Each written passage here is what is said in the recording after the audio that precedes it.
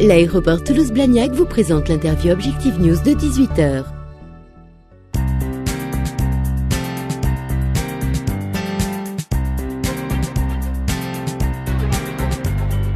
Catherine Lambert, vous venez de recevoir le trophée coup de cœur du jury.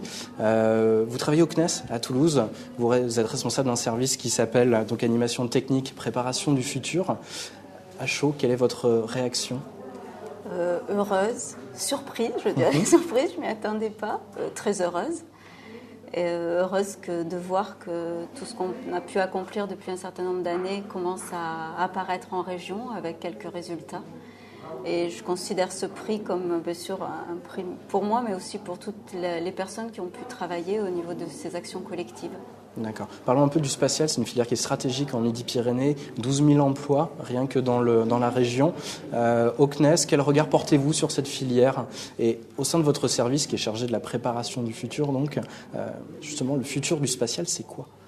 Alors tout d'abord, oui, revenons sur ce chiffre 12 000, ça peut paraître faible ici sur Toulouse par rapport au nombre d'emplois au niveau aéronautique, mais il faut avoir en tête que 12 000 emplois dans le spatial, ça représente le quart des emplois spatiaux au niveau européen et la moitié des emplois spatiaux au niveau français, donc un fort impact de Toulouse et de sa région dans le domaine spatial.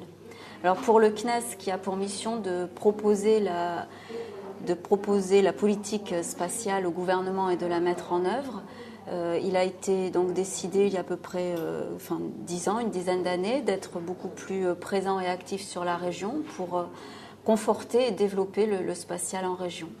Et je dirais le futur du spatial, c'est bien sûr de continuer à mettre en place cette politique spatiale, à développer des satellites, mais des satellites en fait qui auront pour mission de répondre à des besoins de la société.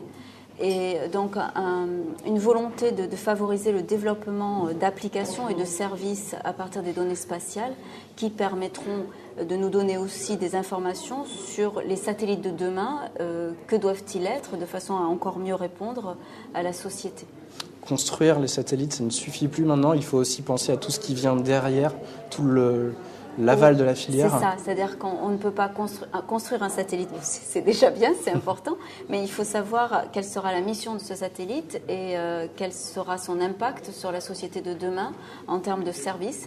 On parle souvent de géolocalisation, d'utilisation de données d'images spatiales. Et c'est tout ceci qu'il faut arriver à mettre en place et construire un cercle vertueux qui nous permettra d'aller du service jusqu'à la réalisation du satellite.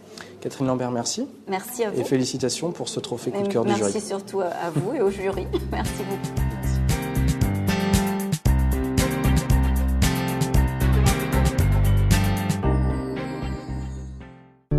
L'aéroport Toulouse-Blagnac vous a présenté l'interview Objectif News de 18h.